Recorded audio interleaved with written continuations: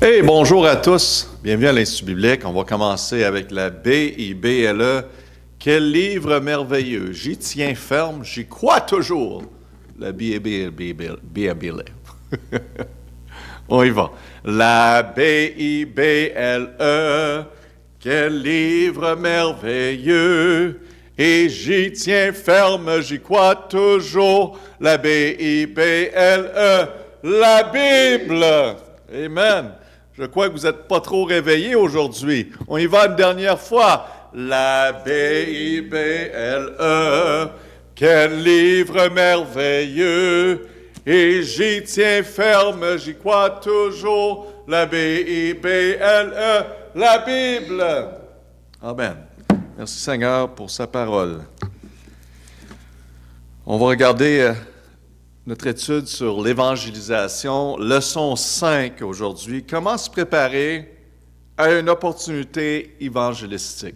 Comment se préparer pour une opportunité évangélistique? On va prier, Père éternel, merci pour ce temps qu'on peut savoir ensemble, parler de l'Évangile. Père, tu as donné la grande commission à nous et également à les disciples, d'aller par tout ce monde, enseigner, prêcher l'Évangile. Et Père, on réalise que c'est une responsabilité que nous avons. Donc, Père, équipe-nous, aide-nous, prépare nos cœurs pour cette responsabilité que nous avons devant nous. Et Père, ouvre les cœurs et donne-nous des opportunités à voir des vies changées par ta parole, par l'Évangile de Jésus-Christ. C'est la puissance de Dieu, cet Évangile. Père, on prie au nom de Jésus. Amen. Donc, c'est bon de savoir à quel genre de personnes allez-vous parler. Quand on parle de l'Évangile, et on sait que les Écritures nous disent, dans Marc 16,15, d'aller prêcher l'Évangile à tout homme. Et dans Matthieu 28, d'aller par tout ce monde, prêcher l'Évangile. On sait que la parole de Dieu nous instruit, nous dit, pour les disciples de Jésus-Christ, d'aller prêcher. Et quand on va évangéliser, parler aux autres du Seigneur, c'est bon de savoir à quel genre de personnes nous allons partager l'Évangile. En voulant dire, il faut être prêt pour partager l'Évangile. Et c'est comme on va dans la vie et on se laisse aller. Et partager l'Évangile, c'est quelque chose qu'on met de côté. Bon, si j'ai le temps ou ça arrive, ça va arriver.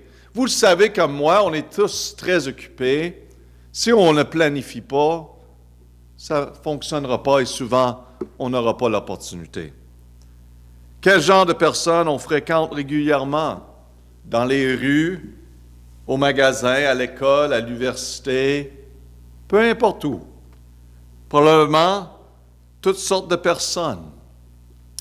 Ça peut être des Juifs, ça peut être des musulmans, des témoins de Jéhovah, des Mormons, des religions orientales, des religions humanistiques, agnostiques et athées. Donc, je ne sais pas si vous savez, mais il y a plusieurs religions dans ce monde. Et bien sûr, quand nous allons évangéliser, il faut être prêt pour faire face à les personnes qui viennent de différentes vies, qui ont vécu différents endroits, qui ont différentes religions. Numéro 1, sélectionner des traités d'évangélisation qui expliquent l'Évangile de manière, donc sélectionner des traités. En passant, le premier espace à remplir en haut, c'était le mot « genre », à quel genre de personne. Et numéro 1 ici, sélectionner des traités d'évangélisation qui expliquent l'Évangile de manière complète et claire aux différentes visions du monde que vous attendez à rencontrer. Donc, c'est bon c'est certain que si vous avez un traité pour chacun des religions, ça va faire plusieurs traités dans les poches que vous devez apporter. Par contre, on sait dans la région que nous vivons, la majorité du monde, sont des musulmans, où il y a certaines croyances même chrétiens, ceux qui se nomment chrétiens, on a besoin d'un traité pour ça, parce que souvent, le monde chrétien sont seuls que religieux. Ils dépendent sur leurs œuvres pour atteindre Dieu. Ils pensent qu'ils sont assez bons pour aller au ciel et que Jésus-Christ n'est pas ce nécessaire. Donc, comme ça dit ici, votre pasteur peut vous assister à trouver ou créer ce type de traité d'évangélisation. Donc, ça serait bon d'avoir des communications comme ça entre nous. Pasteur, on fréquente des personnes de telle religion et ça serait bien d'avoir des traités d'évangélisation. Parce que de donner des gens romains à tout le monde, parfois, c'est pas évident. Mais un traité, on peut mettre ça dans une poche, on peut apporter ça avec nous et c'est plus simple. Écrivez votre prénom, le nom de votre Église et le numéro de téléphone de votre Église quelque part au dos de chacun de ces traités. C'est supposé dire ce traité en passant, pas tract. Tract, c'est en anglais. Donc, quand je vais donner un traité à quelqu'un, des fois, on n'a pas le temps, on est dans l'autobus, on partage, on a eu juste quelques minutes, il s'en va et dit « Regarde, si vous voulez qu'on se reparle, voici, je t'invite à venir, puis on pourra se rencontrer. Appelle-moi ou quoi que ce soit. » Il faut être prêt. Le point, c'est d'être prêt et d'anticiper. Parce que qui d'autre vont leur dire de l'Évangile de Jésus-Christ? Qui d'autre va les aider dans la vie spirituelle? Numéro 3, ayez toujours avec vous au moins un traité, c'est supposé dire par vision du monde. Donc, si vous avez 10 religions, vous allez avoir 10 sortes de traités dans vos poches. Peut-être une ici, dans les poches avant, arrière. Donc, je ne veux pas exagérer la situation, bien sûr. Par contre, c'est juste de dire, regarde, soyez prêts. Et moi, ça me fait plaisir d'en faire des traités pour les différentes religions. On a déjà plusieurs qui sont faits. Il y a des compagnies qui en font d'évangéliques, des très bonnes traités qui sont en genre de petits livres. Il y en a qui sont en part de 2 pages, qui sont petits, qui peuvent mettre dans une poche, que tu peux dire, bien sûr, à quelqu'un, voici, j'ai quelque chose que j'aimerais te donner qui a vraiment, vraiment changé ma vie, qui m'a vraiment aidé. Donc, c'est une belle opportunité. Et on pourra vous en faire, même on pourra discuter avec vous à ce sujet-là, puis l'envoyer dans le prochain container, si on peut, ce serait notre désir, OK? Prier, c'est très important de prier pour des opportunités, pour la direction du Seigneur et pour la composition aimante du Seigneur. Donc, priez pour les autres opportunités. Le mot « prier ». Que le Seigneur met quelqu'un dans votre chemin afin de partager l'Évangile, les encourager dans le Seigneur. Quand il y a le temps et l'opportunité pour une conversation évangélistique, certains croyants semblent avoir une merveilleuse capacité donnée par Dieu d'orienter n'importe quelle conversation vers une présentation de l'Évangile. Bien sûr que c'est le but, il faut être patient avec le monde. Parfois, partager, on fait juste parler des choses simples de la vie. Puis, avec le temps, on est capable toujours d'aller dans la direction de l'Évangile, souvent, à moins que la personne n'est pas là et résistant, bien sûr. Mais souvent, on a des opportunités. Puis moi, quand je rentre dans une conversation avec quelqu'un, en arrière de ma tête, c'est toujours là. Comment que je peux les introduire à l'Évangile de Jésus-Christ? Et je ne suis pas ici pour me forcer sur les autres. Je demande au Seigneur d'ouvrir la porte. Je ne suis pas là pour me forcer et de forcer les autres à m'écouter quand ils ne sont pas intéressés. Je reconnais cela. Donc, je demande au Seigneur au lieu de vraiment donner cette opportunité-là. Mais je suis prêt. Mais la plupart d'entre nous, cela n'est pas une chose qui est facile. Nous manquons simplement du talent pour transformer une discussion profane, parfois, une conversation inutile, à une discussion spirituelle. Et c'est ça le but dans tout. Poser des questions peut aider. Poser des questions. Le mot « question ». C'est parce que la plupart des gens n'hésitent pas et certains aiment vraiment donner leur avis sur des choses. Le monde aime ça, donner leur opinion, leur avis sur les choses. Et même la religion. Les questions sont un moyen naturel d'impliquer l'individu dans une discussion sur des questions spirituelles. De plus, un individu est plus susceptible de participer à une conversation religieuse si nous commençons par son, S-O-N, système de croyance, et non par le nôtre.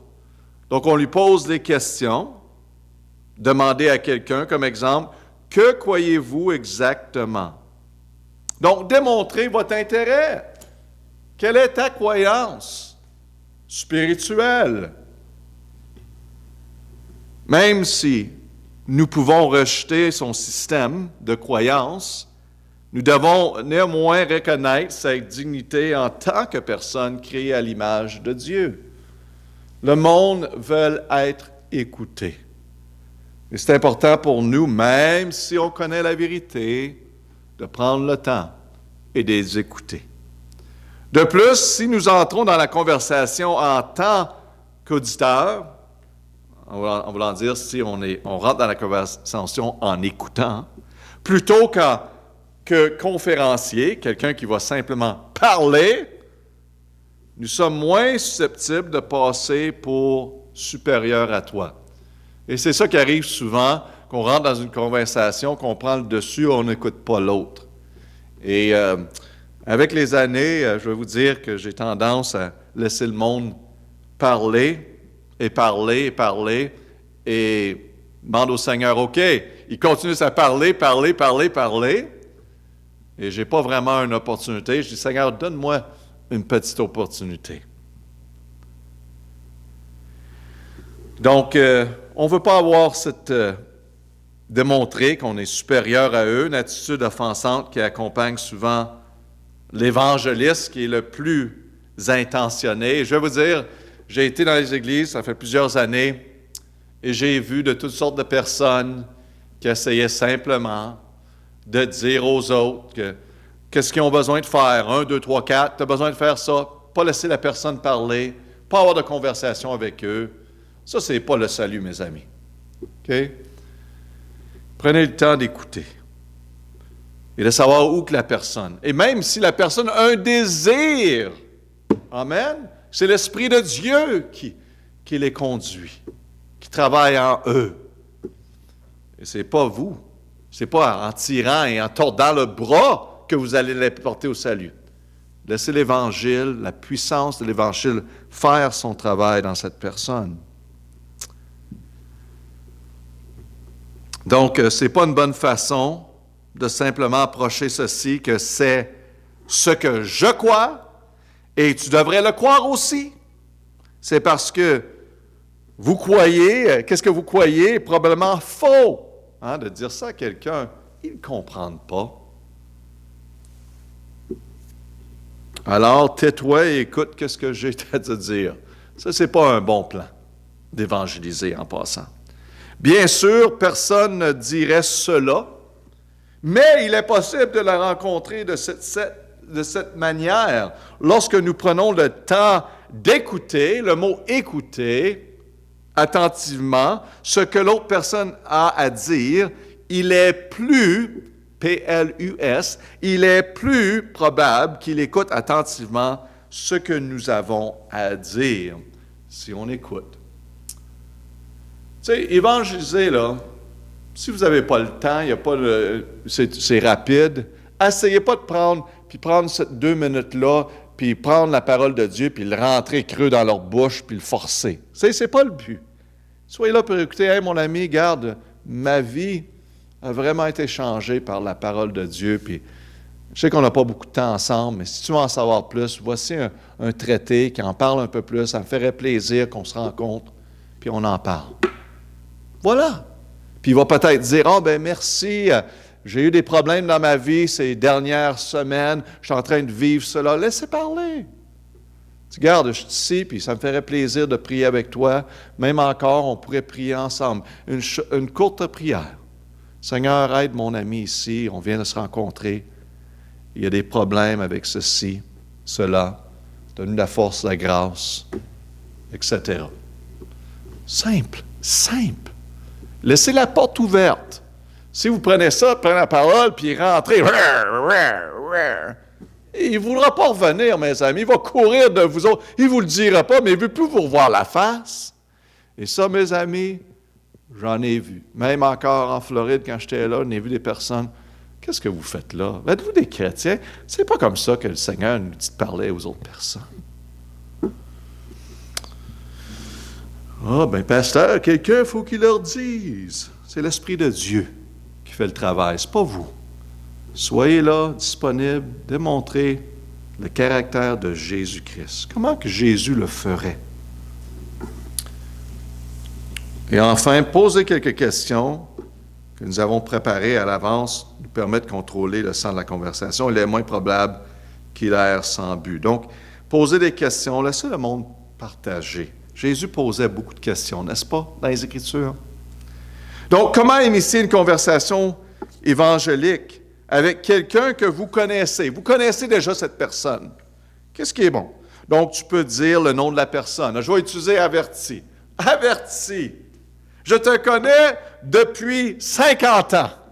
Ah, ça fait longtemps qu'on se connaît, non? 5 ans. Averti. Je te connais.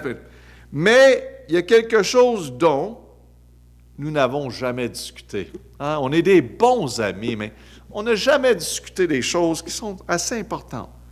Cela vous dérangerait-il, averti, si je vous posais quelques questions sur vos opinions religieuses? Oui ou non? Oui? Ah, ça te dérange, toi? Ah, OK. Bon, ben la prochaine fois, mon ami. Tu n'es plus mon ami! Non, c'est pas vrai. C'est pas vrai. OK. Comment initier une conversation évangélique avec quelqu'un que vous ne connaissez pas? Donc, on a parlé de quelqu'un que vous connaissez. C'est une phrase qu'on peut dire. Vous avez des personnes que vous voyez peut-être à tous les jours, des personnes à l'université, au collège, ou quoi, à l'école, l'autobus, quoi que ce soit. Ça serait une bonne façon de dire, regarde là, Joe, ça fait un bout de temps qu'on se connaît, etc. Pourrais-tu prendre quelques minutes de partager quelque chose qui a vraiment changé ma vie? Un autre, quelqu'un que vous ne connaissez pas, peut dire quelque chose de cette façon. Je suis un disciple de Jésus-Christ et j'aime écouter les croyances religieuses des autres personnes. Cela vous dérangerait-il si je vous posais quelques questions à propos de votre religion? Quoi que ce soit. Donc, tu sais, on ouvre la porte et on demande permission. Très important. Très important de respecter cela. Donc, en supposant qu'il vous donne la permission de poser des questions, dans le cas que vous demandez « Croyez-vous en Dieu? » puis ils disent « Non, je ne crois pas en Dieu. » OK? Donc, ça, on va regarder dans le contexte que si quelqu'un dit « Non, je ne crois pas en Dieu », versus quelqu'un qui va dire « Oui », la prochaine page. Mais en ce moment, vous demandez la question, vous posez des questions, « Croyez-vous en Dieu? » Une bonne question.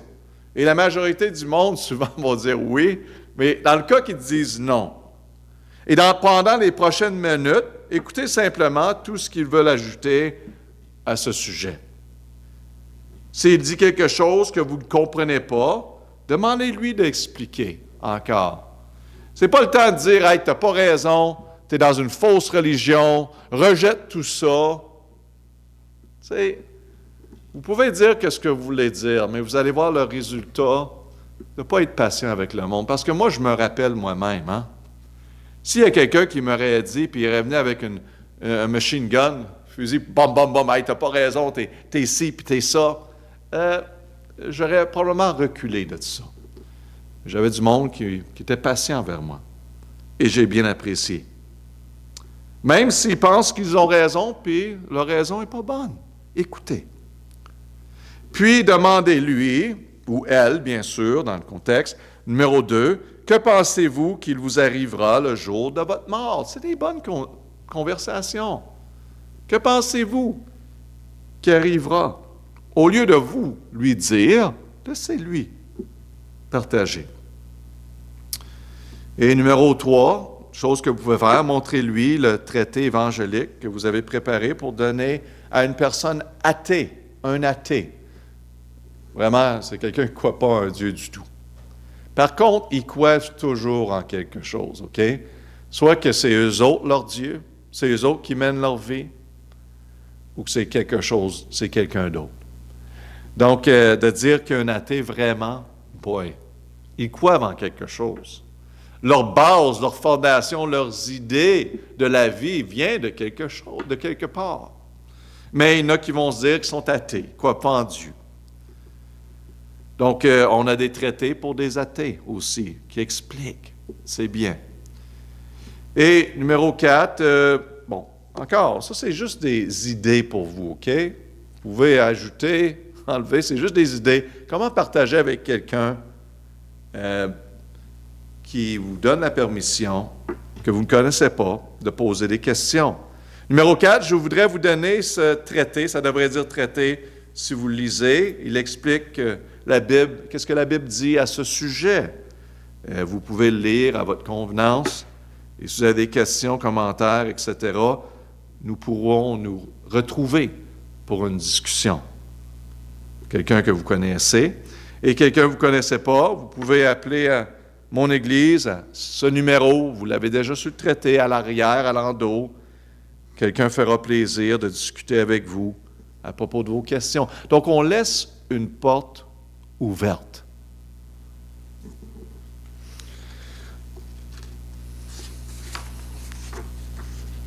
Donc, dans le cas que la personne posée la question dit « Oui, je crois en Dieu », pendant les prochaines minutes, encore une autre fois, écoutez simplement tout ce qu'ils veulent ajouter, donner leur temps de parler. Et numéro 2, vous pouvez poser une question, croyez-vous au paradis? Non, il dit qu'il se croit en Dieu. Croyez-vous au paradis ou au monde à venir? Que pensez-vous, numéro 3, vous devez faire pour pouvoir vous rendre à cet endroit après la mort? Comment vous pensez d'arriver au ciel? Donc, il y en a plusieurs qui vont partager à ce point-là. Moi, je dois vivre une vie de suivre les commandements. Et ils vont dire qu'ils suivent les commandements. Je dois respecter mes parents. Ils vont avoir une liste de choses souvent. Et souvent, ça n'a rien à faire avec en mettant notre foi en Jésus-Christ pour le salut. C'est toutes les autres choses. Et donc, on est en train de les apporter à ce point-là, de faire réfléchir, de faire penser. Numéro 4, jusqu'à présent dans votre vie, avez-vous fait tout? Avez-vous fait tout ce que vous dites qu'une personne doit faire? Donc, ils ont donné une liste de toutes les choses qu'il doit faire pour avoir le salut, pour rentrer dans le royaume de Dieu après la mort. Et c'est ça, une question. On pose des questions. On ne dit pas, c'est impossible que tu suis tout ça. Non, on pose une autre question. Jusqu'à présent, dans votre vie, avez-vous fait tout, le mot « tout », ce que vous dites pour qu'une personne doit faire? Numéro 5, que pensez-vous qu'il vous arrivera le jour de votre décès? Le mot « décès ». Si vous ne respectez pas toutes les exigences que vous avez mentionnées que vous devrez faire pour atteindre le ciel. Et numéro 6, excuse-moi, tu pourrais montrer, le traité évangélique que vous avez préparé et en même temps, juste simplement partager. Qu'est-ce que la Bible enseigne? Moi, personnellement, au lieu de donner un traité à ce point-là, je parle aussi que ça dépend le contexte, mais avant qu'ils quittent, souvent, j'aime ça donner au moins un traité pour garder un lien. Mais souvent, je vais leur demander, vous savez-vous qu'est-ce que la Bible enseigne? Donc, vraiment, le traité va démontrer cela, va montrer des versets bibliques et vraiment leur aider à comprendre que le salut, c'est pas en suivant les commandements, parce que c'est impossible de suivre tous les commandements. Et c'est de réaliser qu'on ne peut pas se sauver, qu'on est pécheur, que Jésus-Christ a tout fait, tout préparé pour le salut. Et en mettant notre foi en lui, en croyant en lui, nous avons la vie éternelle. Et donc, numéro 7, je voudrais vous donner ce traité, si vous lisez, ça explique comment la Bible répond à ces questions, bien sûr. Et vous pouvez le lire en convenance, à votre convenance. Encore une autre fois, c'est la même chose, on laisse notre numéro, on peut se retrouver pour en discuter un peu plus. Donc, on laisse la porte ouverte. Certaines choses à considérer. Il est utile de comprendre, dans une certaine mesure, que ce que les principales religions du monde croient, religion, le mot religion, à mettre. Donc, il est utile de comprendre qu'est-ce que les différentes religions de ce monde croient au sujet du salut. Et juste pour vous donner une idée, toutes les religions dans ce monde, et quand je dis tout, les religions de ce monde, on doit faire quelque chose par nos œuvres, par nos actions, en suivant une liste de différentes choses afin d'obtenir qu'est-ce qui est l'éternité ou la vie éternelle. Ça, c'est toutes les religions, sauf le christianisme biblique. Qu'on doit mettre notre foi en Jésus-Christ seul, et nos œuvres n'ont rien à faire à cela. Basé sur Éphésiens 2, 8, 9, sur Tite 3, 5, et la liste continue. Donc, en même temps, cependant, il n'est pas nécessaire de connaître parfaitement la théologie, le mot théologie, de chaque religion avant de pouvoir témoigner à ses disciples. Donc, moi, j'aime bien, quand je sais que différentes personnes, surtout une connaissance, qui croient une différente religion, c'est de prendre le temps de peut-être apprendre des choses de base, OK? Pour mieux aider à comprendre comment le diriger vers le Seigneur et qu'est-ce qu'il croit, les sujets principaux, OK, d'importance. Il y a des choses qui sont moins importantes. Le but, c'est qu'ils viennent à Jésus-Christ et ses yeux rouvrent à l'Évangile, à la parole de Dieu. Donc, la plupart de ceux qui suivent un certain système de croyance, y compris le christianisme, voyez-vous, on inclut le christianisme. Parce qu'il y a même ceux qui sont dans le milieu du christianisme, que je dirais non biblique, mais religieux, qui n'ont pas la connaissance détaillée, systématique de la théologie de cette religion, qui n'ont aucune idée qu'est-ce qu'ils croient. Plusieurs personnes ne savent pas qu'est-ce qu'ils croient. C'est basé sur des enseignements, des traditions des hommes. Donc, en fait, beaucoup combineront, le mot combineront, C-O-M-B-I-N-E-R-O-N-T, combineront la doctrine enseignée par leurs dirigeants avec leur propre opinion personnelle. Donc, souvent, le monde qui ne sont pas instruits du côté biblique, même dans un milieu christianiste ou autre les religions, souvent, ils vont dire « Oh oui, j'ai lu la Bible. Oh oui, je suis de cette religion. » Et la majorité des personnes, quand tu poses des questions, tu réalises qu'ils ne connaissent même pas qu'est-ce que leur religion croit. Ils ont entendu des choses ici, puis c'est un mélange, c'est une combinaison, ils ne savent pas. Donc, on est là pour les aider. Par exemple, une personne élevée dans un foyer mormon peut également avoir ajouté des bribes d'humanisme New Age à son sac de croyances. Et c'est ça qu'on voit souvent. Un mélange de tout. Et les personnes du côté christianiste sont déjà venues à l'Église qui me disent « Je ne sais plus qu'est-ce que je crois.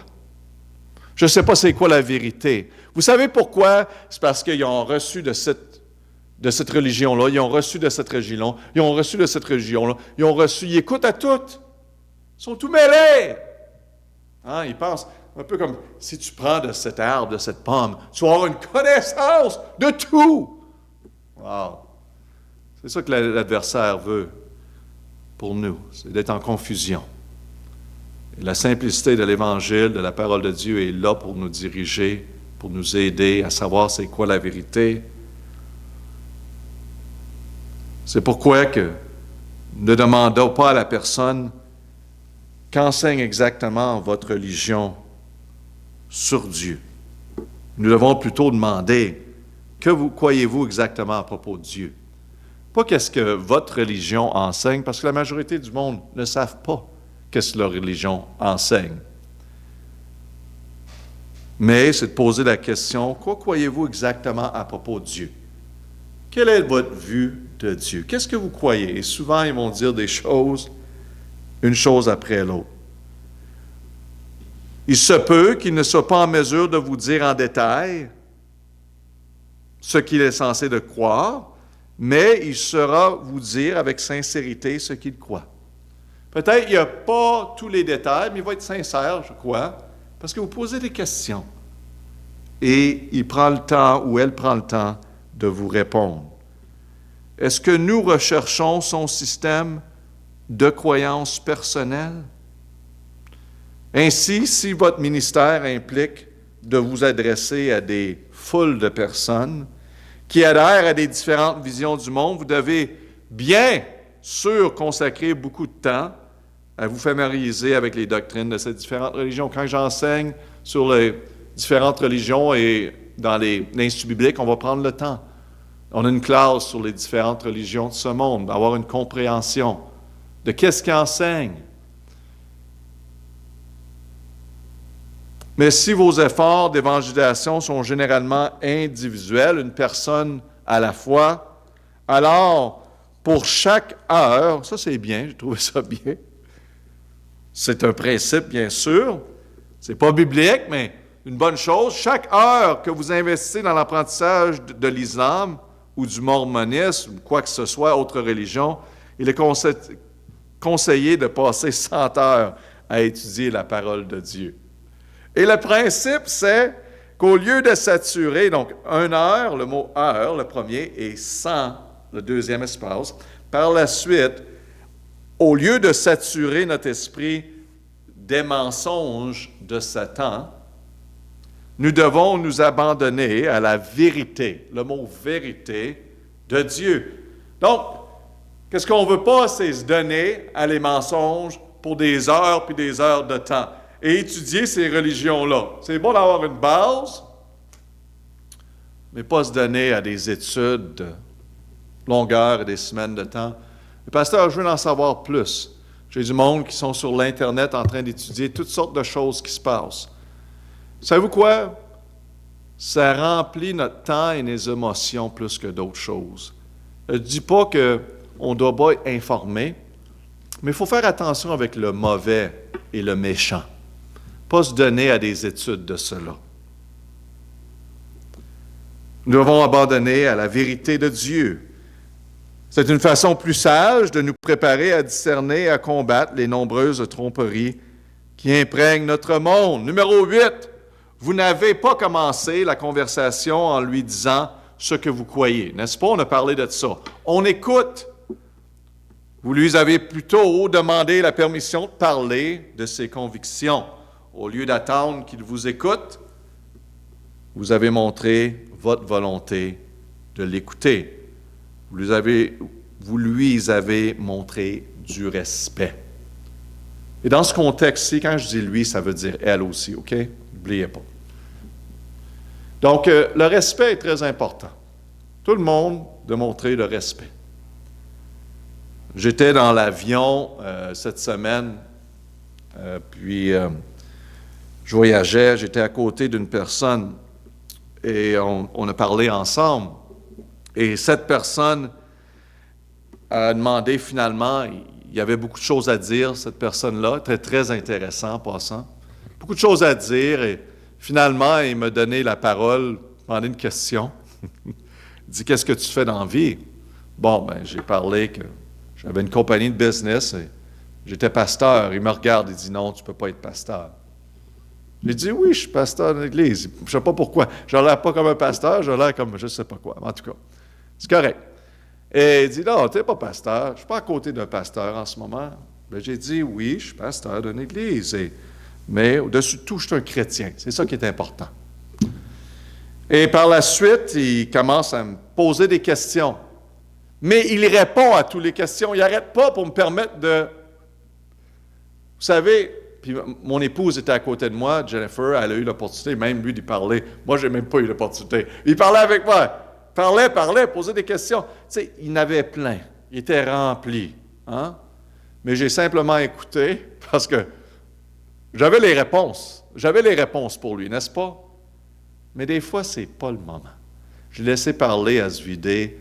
À la fin, il dit, puis là, l'avion est atterri. Il dit, garde, je vais te donner mon numéro de téléphone. S'il vous plaît, pasteur, fais un suivi avec moi. Je veux faire des études bibliques avec toi. J'ai dit « Amen », c'est bien. J'ai jamais eu vraiment le temps de lui parler, mais c'est correct, j'ai écouté. Et le résultat d'écouter, c'est qu'il m'a donné son numéro de téléphone, il voulait que je continue la conversation. Le monde a besoin d'être écouté. Puis des fois, on peut juste laisser un mot, un contact. C'est correct. Des fois, il y a des personnes que, la semence, ça commence à prendre forme. Il y a un désir. Et vous allez voir toutes sortes de personnes à différents endroits. C'est à nous à discerner, n'est-ce pas? Donc, numéro 9, puisque les gens aiment généralement donner leur opinion sur les choses, leur opinion, il appréciera probablement de vous dire ce qu'il croit. Leur opinion. Numéro 10, aucune pression n'est exercée sur lui pour qu'il réponde à votre présence. Sa réaction de faire confiance en Christ ou de le rejeter sera sincère lorsqu'il prendra sa décision. Il sera probablement seul. Donc, dans les opportunités de témoigner avec des personnes, une chose que je fais très attention, je donne l'opportunité, comme je dis souvent, je vais les conduire à l'eau. Je vais leur donner la vérité, s'ils sont intéressés de me permettre. Je vais leur demander la permission. Est-ce que tu aimerais en savoir plus à propos du salut? Et s'ils disent oui, je vais apporter, est-ce que vous voulez vraiment recevoir Jésus-Christ comme Seigneur? Et je vais les aider, conduire à cette eau. OK, donc, maintenant, vous pouvez prendre cette décision de le recevoir comme Seigneur et Sauveur. Demander permission, poser des questions, très important, parce que c'est entre deux.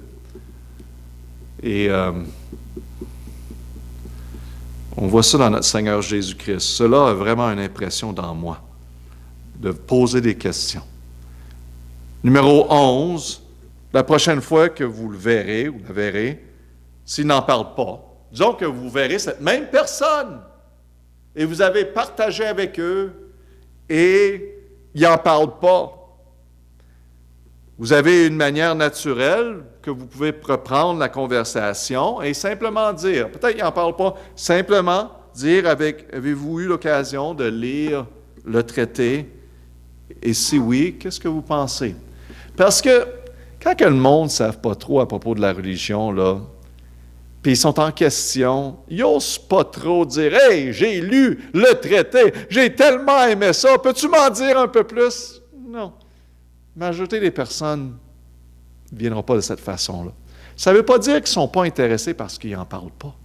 Mais c'est à nous de simplement poser une autre question. Ça fait longtemps qu'on s'est vu. « Hey, je t'ai donné un traité. Qu'est-ce que tu pensais de ce traité-là? » L'as-tu lu? À ce moment-là, vous pourrez discerner si l'Esprit de Dieu, que vous approfondissez votre recherche et que vous laissez la semence de l'Évangile prendre racine. Donc souvent, si la personne dit « Hey, regarde, je n'ai pas eu le temps, je ne suis pas intéressé », OK. Ça ne veut pas dire qu'on lâche, on prie pour eux. OK? Ils ne sont pas ouverts. On prie que le Seigneur permet quelque chose, ils savent où vous êtes, ils savent qui vous êtes, ils ont votre numéro de téléphone à ce point-là. Tu regardes, mon ami, je comprends. Priez pour toi. Merci d'être honnête avec moi. C'est ça. Numéro 12, avec les 3 premières questions de 1 à 3 que nous avons lues déjà, les questions à propos de croire en Dieu, nous essayons de mieux comprendre ce quoi l'individu est. Est-il athée, musulman, témoin Jéhovah, mormon, ce qu'il est. Un peu de temps, nous pouvons nous orienter vers sa vision du monde afin de mieux savoir comment nous adresser à lui.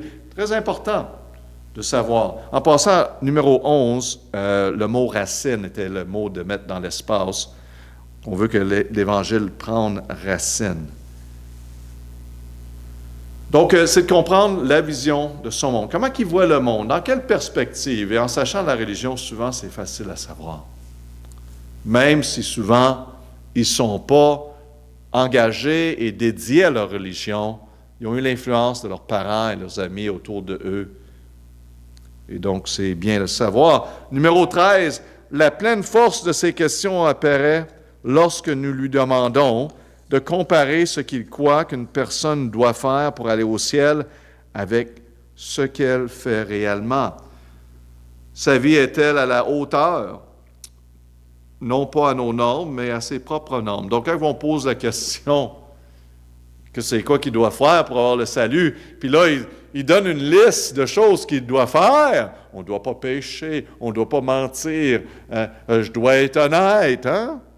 Je ne dois pas tuer, je ne dois pas forniquer, pas d'adultère, et la liste continue. Et tu lui montres qu'est-ce que Jésus dit à propos d'adultère, il dit « Oh boy, j'ai pas fait ça là. As-tu déjà menti récemment? Oh oui, j'ai pas tout à fait dire la vérité. Oh boy! » Donc, quand il voit les commandements, la liste, puis il réalise « Oh, est-ce que tu es capable de suivre ces commandements-là? » Il dit « Ben, pas tout à fait. » Bon, qu'est-ce que ça veut dire?